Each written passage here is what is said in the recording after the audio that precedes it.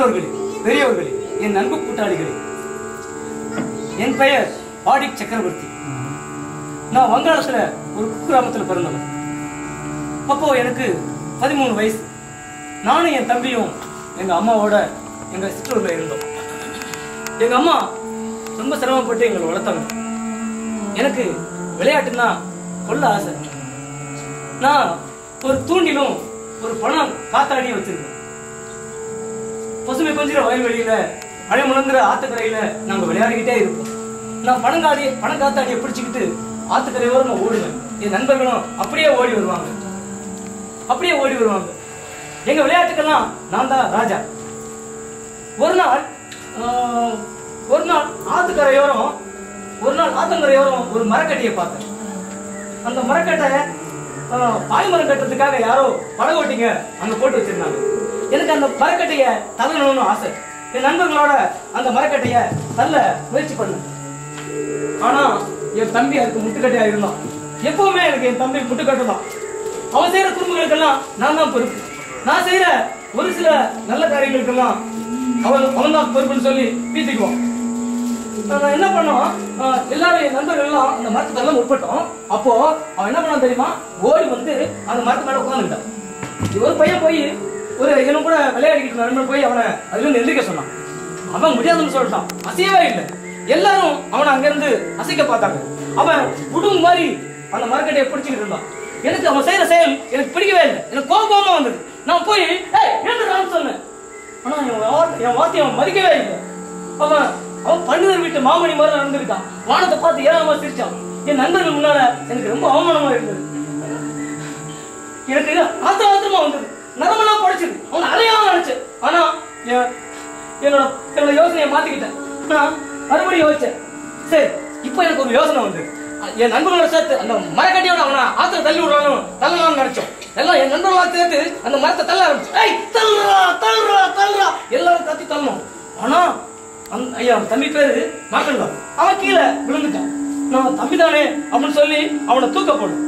அவன் திருப்பி எழுந்திரிச்சான். என் மேல பாஞ்சான். என் நெஞ்சிலையும் கண்ணத்திலையும் அடிக்க ஆரம்பிச்சான். குத்திட்டு இருந்தான். நான் அடிக்கவே இல்லை. அவன் அங்கிருந்து ஓடிட்டான். கண்ணை கசக்கணும். தலையை கரைச்சு விட்டுக்கிட்டான். ஓடிட்டான். ஆனா நான் வீட்டுக்கு போக முடியாது. அம்மா என்ன துவைச்சிருவாங்க. என்ன கொண்டே போட்டுருவாங்க. இனிமே எனக்கு வீடு கிடையாது. நான் அந்த மரக்கட்டையில அப்படியே உட்கார்ந்துக்கிட்டேன். பாயிர ஆத்துல என் தூண்டில போட்டு மீன்களை தேடிக்கிட்டு இருந்தேன். அப்போ ஒரு பெரியவர் அந்த பக்கமா வந்தார்.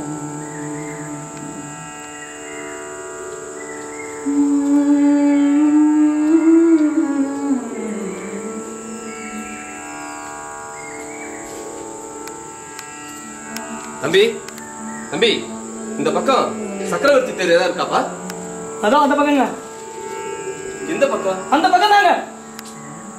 கேட்கறதுக்கு கொஞ்சம் சரியா சொல்லுப்பா. எனக்கு தெரியாது. சரி, ஏதோ கவலையான சிந்தனையில இருக்க போல இருக்குது. நான் யாராவது சொன்ன கேட்டுக்கிறேன். நான் தண்ணீரை பார்த்தேன். தண்ணிக்கு மேல பறந்துகிட்டு இருந்த ஒரு வண்ணத்து பூச்சி கரையோரமா இருந்த செடியில இருந்த ஒரு இலையில உட்கார்ந்து இருந்தது. அந்த இலையில பனிமுட்கள் பூத்திருந்தன. நான் வண்ணத்து பூச்சிகளை சொன்னேன்,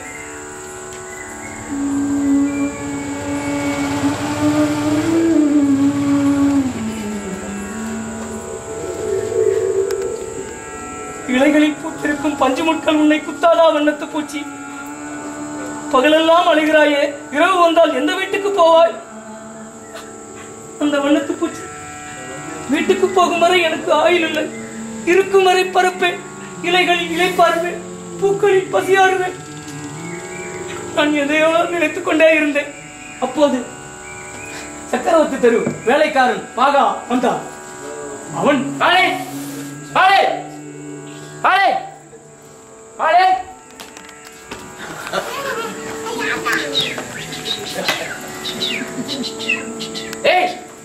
என்ன திமிரா உனக்கு?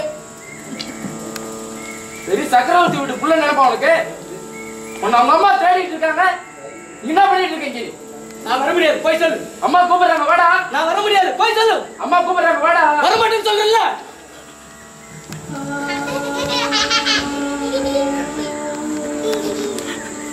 பாகா என் அம்மாட்ட கொண்டு போய் நிறுத்துறான். என் தம்பி எதுவும் தெரியாம நின்றுட்டு இருந்தான். எதுவும் தெரியாதவங்க கூட நின்றுட்டு இருந்தான். அம்மா கேட்டாங்க, தம்பியை மறுபடியும் அடிச்சியான்னு கேட்டாங்க. நான் அடிக்கணுமா? நான் அடிக்கவே இல்லை, அவனே கேளுங்கன்னு சொன்னேன். அவன் சொன்னா, அம்மா அவன் என்ன சவுதி அடிச்சுட்டாமா, என் முதுக பாருங்க அப்படின்னு சொன்னான். முதுகுல மண்ணெல்லாம் சேர்த்து வச்சிருந்தான். நான் அடிக்கல, ஆனா அம்மாவுக்கு பேய் பிடிச்சதோ பிசாசு பிடிச்சதோ அவங்க என் ஊர்ல உருக்கி அந்த அடிக்க ஆரம்பிச்சாங்க. கண்டுமணி தெரியாம அடிக்க ஆரம்பிச்சாங்க. அப்போ கதவு சத்தம் கேட்டது. அப்போ நான் ஆத்தங்கரையில பார்த்தேன், அதே பெரியவர் வந்தார். அம்மா ஓடி போய் அண்ணா வாங்கன்னு அவங்க பாதத்துல நமஸ்காரம் செஞ்சுக்க. ஏந்திருமா நல்லா இருக்கியா? தெரிஞ்சது அது எங்க மாமா.